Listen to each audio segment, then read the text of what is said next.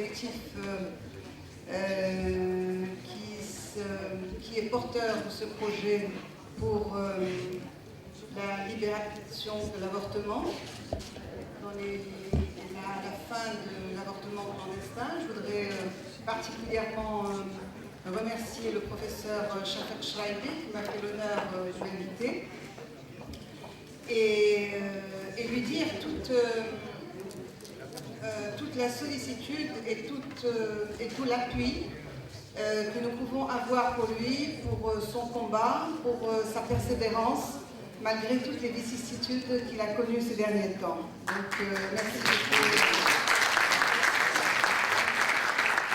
Je voulais dire aussi que j'ai été à plusieurs reprises dans cette belle bibliothèque nationale du Royaume du Maroc, mais que je ne l'ai jamais vue aussi remplie et que j'en suis à la fois émue et fière, et dire que ça fait partie de ce nouveau souffle qui a été un petit peu propulsé par la Constitution de 2011, qui a voulu instituer, au-delà de la démocratie représentative, des mécanismes de démocratie participative. Donc ça fait partie d'une démarche participative où à chaque fois qu'il y a un événement important, une décision importante, une posture particulière à prendre, au préalable et avant que les législateurs ne s'emparent de ce projet, il faut qu'il y ait un débat et une large participation pour que tous les citoyens et citoyennes puissent se prononcer sur ce qu'on appelle communément des sujets de société. Alors, en même temps, c'est intéressant parce qu'on voit qu'il y a un débat national, et il y en a eu un autre il y a une semaine sur cette question, et en même temps, le pouvoir constituant, en 2011, a institué au moins 4 ou 5 mécanismes de démocratie participative. Je veux dire la motion, dont on va parler tout à l'heure, la motion législative, le droit de pétition au niveau national, le droit de pétition au niveau régional, la possibilité pour un citoyen de dire à un juge que la loi que tu veux m'appliquer est contraire à la Constitution parce qu'elle touche un de mes droits fondamentaux, et tout un ensemble de mécanismes, d'outils, LIS, à la fois régional et national, qui transcendent un petit peu le rapport électeur-élu pour finalement tutoyer d'une certaine manière la démocratie. Donc la Constitution a cet avantage intéressant, c'est qu'elle a voulu à la fois consolider les mécanismes de démocratie représentative, mais elle a voulu donner aussi une tribune aux citoyens qui ne se retrouvent pas forcément dans un parti politique. Alors, par rapport à, encore un dernier mot par rapport dans ma petite introduction, je voudrais dire que la Constitution de 2011, elle a au moins cité 14 dispositions expresses concernant les droits des femmes. Et parmi ces 14 dispositions expresses concernant les droits des femmes, c'est le moment de dire que la Constitution a dit que l'État devait œuvrer pour la protection et la vulnérabilité de certaines femmes et de certaines mères.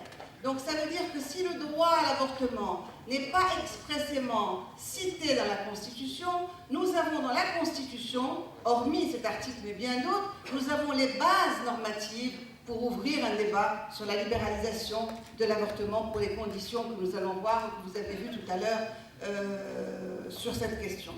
Donc la Constitution a parlé de ce point qui me semble important, et puis il y a un autre point qui est important, la Constitution a parlé de la dignité.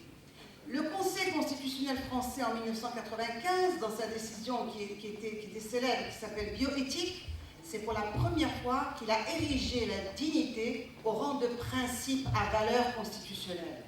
Juste après lui, le juge administratif français, le Conseil d'État, dans une décision qui est restée célèbre, le lancer de nains, c'est-à-dire que le Conseil d'État a trouvé que lancer des nains était une atteinte à la dignité à la fois pour celui qui fait le commerce de ça et pour celui qui utilise son infirmité pour des causes mercantilistes.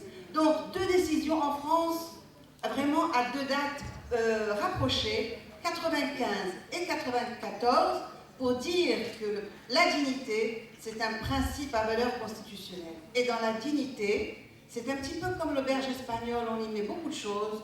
On y met le principe d'égalité, le principe de justice sociale, mais on y met aussi le principe de la protection de la santé. Donc la protection de la santé, c'est un droit fondamental, mais en même temps, elle fait partie d'une conception plus large qui s'appelle la dignité, qui est un principe à valeur constitutionnelle. Alors, lorsque mon ami, beau-frère et collègue, professeur Shafik Chaibi, m'a posé la question de est-ce que tu veux intervenir en tant que constitutionnaliste sur l'article 14 de la Constitution, je lui ai dit mais je vais peut-être les ennuyer, avec vous allez parler de choses intéressantes, c'est vraiment élevé et tout ça, c'est la dignité, c'est l'enfant, c'est la femme dans une situation précaire, etc. Il m'a dit non, je veux seulement un éclairage sur cet article 14 de la Constitution, est-ce que c'est un atout pour nous ou pas? Alors quand on nous demande ça aussi gentiment, on a envie de dire oui, c'est un atout. Mais quand on regarde bien la Constitution, on commence à être un petit peu réservé. Je suis désolée de vous le dire de cette manière, mais parce que quand on est constitutionnaliste ou bien quand on est tout simplement juriste, il faut regarder la Constitution dans tous ses éléments, dans tous les segments, la regarder de manière presque, j'allais dire, didactique, essayer de comprendre ce que le constituant a voulu dire dans cet article 14. Alors, il m'a posé la question de savoir, est-ce que une ONG, un citoyen, une citoyenne, peut aller déposer devant le Parlement une motion législative et de telle manière à ce que je devienne moi aussi un entrepreneur législatif. J'ai été tentée de lui dire oui, bien que j'ai eu l'honneur et le plaisir de faire partie de la commission qui a écrit le premier projet de constitution. Mais en y réfléchissant bien et en lisant l'article 13 sur les instances de concertation, l'article 14 sur les motions législatives, puis l'article 15 sur les pétitions, on se refroidit un tout petit peu et je vais vous dire pourquoi. Alors, premièrement, j'ai tout de suite conclu que la motion législative ne met pas le citoyen et la citoyenne dans la même position que le Parlement et que le gouvernement en tant que déposeur, entre guillemets, de projets de loi ou de propositions de loi. Ce qui veut dire que si Shafik Chaibi ou si la MLAC veut déposer une proposition de loi ou un projet de loi, il faudra, attendre la loi organique relative à la motion pour voir ce que cette loi organique va dire, parce que la Constitution prévoit la motion, mais après elle dit les conditions de procédure, de recevabilité, de fonctionnement, de mise en œuvre de cette motion législative seront bien sûr déterminées par une loi organique. Alors numéro 1, il faut s'armer de patience pour attendre ce que cette loi organique va faire. Il y a deux éléments dans la Constitution. Les droits fondamentaux qui sont dans la Constitution, même sans loi organique, même sans loi ordinaire, vous pouvez vous en prévaloir devant la justice parce qu'ils sont exécutoires. Par contre, les institutions, le gouvernement, le Parlement, les mécanismes, vous ne pouvez pas le faire tant qu'il n'y a pas encore la loi organique, comme son nom l'indique, qui les organise. Donc, numéro 1, il faut s'armer de patience et attendre que le législateur organique puisse nous sortir quelque chose d'intéressant sur le fonctionnement de la motion. Alors, quel est le soubassement, avant de voir les titulaires, quel est le soubassement de la motion législative? Le premier soubassement, c'est qu'on a voulu, dans la commission Menouni, dire les parlementaires c'est très bien, les députés c'est très bien, nous en avons besoin pour une démocratie, mais des fois il y a des personnes, par les distorsions du mode de scrutin, par l'absentéisme, par le découpage électoral, par le fait qu'ils ne sont pas dans des partis politiques, ne se reconnaissent pas dans ces partis politiques.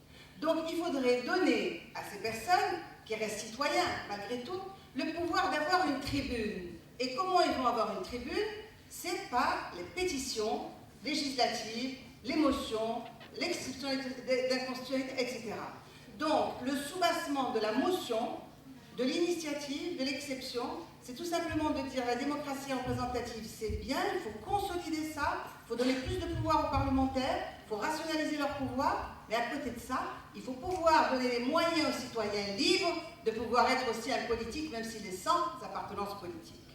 Ça, c'est le premier point, donc soubassement de ces éléments qu'on a mis dans la Constitution. Maintenant, le moment de l'écriture, ça c'est important. Lorsque nous avons écrit la Constitution, nous avons mis les citoyennes et les citoyens ont le droit de déposer, ont le droit d'avoir une initiative législative. Je crois que c'était écrit plutôt une proposition législative. Ce qui veut dire avoir une proposition législative, ça veut dire que comme le Parlement, vous allez pouvoir être dépositaire, vous allez pouvoir déposer une loi. Or, entre le moment où nous avons écrit la Constitution et le moment où elle a été votée, c'est un secret de polichinelle, tout le monde sait qu'il y a eu beaucoup de changements. Parmi les changements qu'il y a eu, le mot proposition a disparu et il a été remplacé par le mot motion.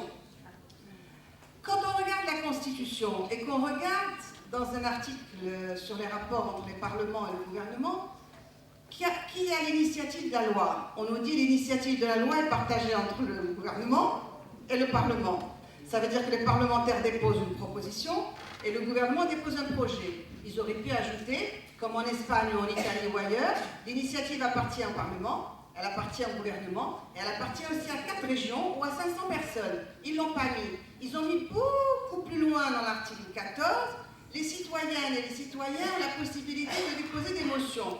Alors on cherche dans le dictionnaire, évidemment, parlementaire, et évidemment, comme on est sous influence juridique, en tout cas francophone, on regarde dans le droit parlementaire français quels sont les moyens et mécanismes qu'utilisent les parlements. Alors on voit que le premier moyen, le plus important et le plus percutant, le plus pertinent, c'est la proposition de loi. Ensuite, c'est la résolution qui passe en commission.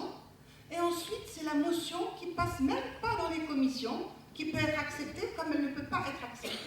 Donc la motion, si je veux être précise, je dirais que c'est une sous-initiative, je dirais que c'est une initiative à un niveau inférieur et qu'elle ne peut être valable que si elle est portée par un groupe parlementaire, sinon elle reste une simple requête. Pour conclure sur ce point, alors que le Parlement et le gouvernement ont le droit d'initiative, on dit qu'ils ont une prérogative. Là, le citoyen et la citoyenne, ils n'ont pas une prérogative, ils ont une faculté ouverte. Ils peuvent le faire, ils peuvent ne pas le faire. Son aboutissement, on le verra tout à l'heure. Mais en tout cas, ce n'est pas la même force juridique que la proposition et le projet. Ça, c'est sur la nature de la motion. Maintenant, les titulaires de la motion. Qui va être titulaire de cette motion? La Constitution dit citoyennes et citoyens. Est-ce que ça va être les ONG? Évidemment que si le président de l'AMLAC veut déposer la motion, il ne va pas être bête et la déposer au nom d'une ONG. Comme toutes les ONG ont à leur tête une personne qui les dirige ou un groupe, il suffit qu'une personne parle au nom de cette association pour pouvoir être titulaire de la saisine. C'est ce que le doyen Georges Boyel appelle la porte étroite. C'est-à-dire que si on ne peut pas rentrer tous, on va rentrer par l'intermédiaire de notre représentant. Donc la Constitution, quand elle dit citoyennes et citoyens, elle écarte évidemment les personnes morales pour se focaliser sur les personnes physiques. Mais, comme je viens de vous le dire, les personnes morales peuvent avoir un titulaire qui va parler en leur nom. Dans les autres pays, on est plus clair, on dit citoyennes, citoyens, personnes physiques, personnes morales, groupe de région, 500 électeurs, là on ne précise rien. Alors je me suis posé la question aussi hier en réfléchissant à cette question, est-ce que citoyen ça veut dire automatiquement électeur? Mais on peut être citoyen et ne pas avoir encore 18 ans. Donc quelqu'un qui a 18 ans, est-ce qu'il peut signer une motion législative? À mon sens, oui, parce qu'on peut être citoyen sans être dans les... sans jouir encore de ses droits civiques, c'est-à-dire de pouvoir voter. Le nombre, ça c'est important. Alors, le Portugal a 35 000, l'Italie 500 000, non, 50 000, c'est l'Espagne qui a presque un demi-million de signatures. Il y a d'autres pays qui proposent de cumuler à la fois un nombre important de signatures et une distribution géographique pour qu'on n'ait pas des personnes qui vont, par exemple, déposer une pétition uniquement, par exemple, dans le sud du Maroc ou dans le nord du Maroc. Alors, le nombre, je sais qu'il y a un projet de loi organique sur la pétition qui est un peu dans le circuit et qui est issu de la commission de dialogue qui avait été présidée par Moulay Ismail Alaoui, pour voir s'il n'y a pas aussi des demandes qui sont infiltration de personnes qui ne sont pas, par exemple, nationaux, qui n'ont pas leurs droits civils et politiques, etc. Il faut un contrôle de la recevabilité des signatures. La validation des signatures, il faut qu'elles soient authentifiées. Après, il y a deux stades. Il y a la recevabilité formelle et la recevabilité matérielle. La recevabilité formelle, ça veut dire, est-ce qu'on a eu le nombre suffisamment de signatures, est-ce que les régions ont été suffisamment représentées, etc. Et puis après, il y a la recevabilité matérielle. Ça veut dire que quand la pétition est signée et qu'elle remonte, admettons, au bureau du Parlement, moi je pense que ceux qui devraient contrôler la recevabilité des motions, ça peut être soit quelques membres de la Chambre des représentants, quelques membres de la Chambre des conseillers, une petite commission mixte. Il y a quelqu'un qui a proposé que ce soit le Conseil d'État, parce que le roi, dans un discours, le roi Mohamed VI, dans un discours en 1999, avait parlé de la création d'un Conseil d'État. Et moi, je pense que le bureau de la Chambre des représentants ou le bureau de la Chambre des conseillers pourrait très bien faire l'affaire de contrôler la recevabilité. Alors, la recevabilité matérielle, c'est quoi? C'est tout simplement regarder cette motion et se dire, est-ce que c'est une motion, par exemple, qui touche aux constantes de la nation? Si c'est une motion qui touche aux constantes de la nation, elle ne va pas être acceptée. En Suisse, par exemple, quand vous avez une initiative qui arrive et qui dénonce un engagement international, eh bien cette proposition, elle est refusée. Donc, parmi les dispositions matérielles, je pense qu'il serait intéressant de voir si ces motions, d'abord, elles relèvent du domaine de la loi. Parce que si ça relève du domaine du gouvernement, ça ne peut pas être, parce que la Constitution parle de motions en matière législative. Donc il faut que ça fasse partie du domaine de la loi. Deuxièmement, il ne faut pas qu'elle dénonce un engagement international. Vous imaginez un traité signé par le chef de l'État, adopté par le Parlement, ratifié par le roi, et vous avez une motion de 500 000 signatures qui dit qu'elle ne veut plus que le Maroc soit engagé. Donc il y a certaines matières qui doivent échapper aux motions. Par exemple, la fiscalité, l'organisation judiciaire du royaume, la division régionale du royaume, les droits et les libertés, les constantes de la nation. À mon avis, ça fait partie de ce qu'on appelle les conditions matérielles. Je ne vais pas tarder à finir parce qu'il faut bien qu'il y ait une chute. Où est-ce que va arriver cette pétition, cette motion? Et vous voyez finalement que c'est en fait une pétition. C'est une pétition à caractère législatif. Parce que la pétition, elle arrive devant les pouvoirs publics. C'est ce que dit la Constitution. Ça veut dire que la pétition peut arriver devant le gouvernement, le Parlement, et pourquoi pas devant le pouvoir judiciaire. Ça, c'est la pétition. Par contre, la motion, elle est en matière législative, donc elle doit arriver au Parlement. Maintenant, quand elle va arriver au Parlement, qu'est-ce qui va se passer? Alors, elle arrive... Ça serait bien qui va me tuer. Alors, quand elle arrive, admettons, supposons que cette motion législative puisse avoir le nombre de signataires requis. Admettons que cette motion législative puisse ne pas toucher les constantes de la nation, ni les droits et libertés, ni dénoncer un engagement international. À ce moment-là, il faut qu'il y ait un groupe parlementaire qui se l'approprie.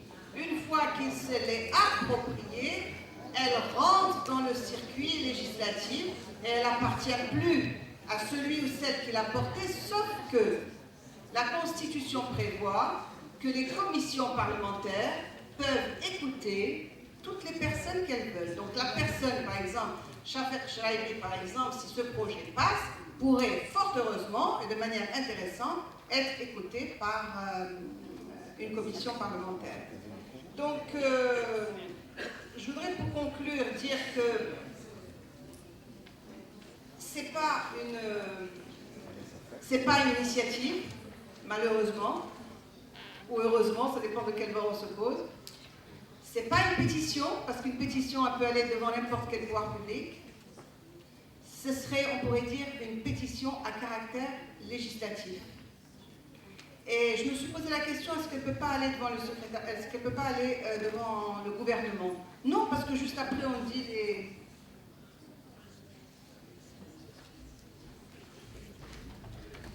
Je voudrais conclure en disant tout ce qui s'est passé dernièrement par rapport à la MLAC, à la question de l'avortement. Je voudrais simplement dire que vous et moi, nous sommes en train de connaître un grand moment de l'histoire. On ne s'en rend pas compte, mais un très grand moment de l'histoire.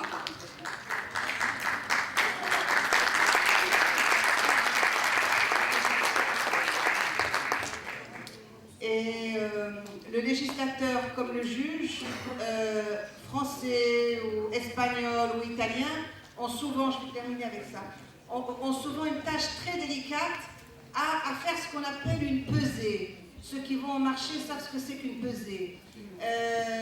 Une pesée, ça veut dire essayer de concilier des fois entre des intérêts qui sont contradictoires. Entre par exemple le droit de grève et la continuité du service public. Comment faire? Entre la liberté de fumer par exemple et l'objectif à valeur constitutionnelle de protection de la santé. Comment concilier entre l'article 20 de la Constitution qui parle du droit à la vie et un autre article qui protège la santé des mères. Donc cette tentative de conciliation entre principes des fois antagonistes, c'est le véritable travail du juge constitutionnel et du législateur. Et je voudrais dire aussi que quand il y a des combats comme ça intéressants, souvent on incrimine l'État. Et je voudrais citer un de mes amis maghrébins qui dit « Le problème dans nos États du Sud, on n'arrête pas d'interroger, d'incriminer l'État. Or, souvent, ce n'est pas lui le coupable, c'est la société. » Je vous remercie.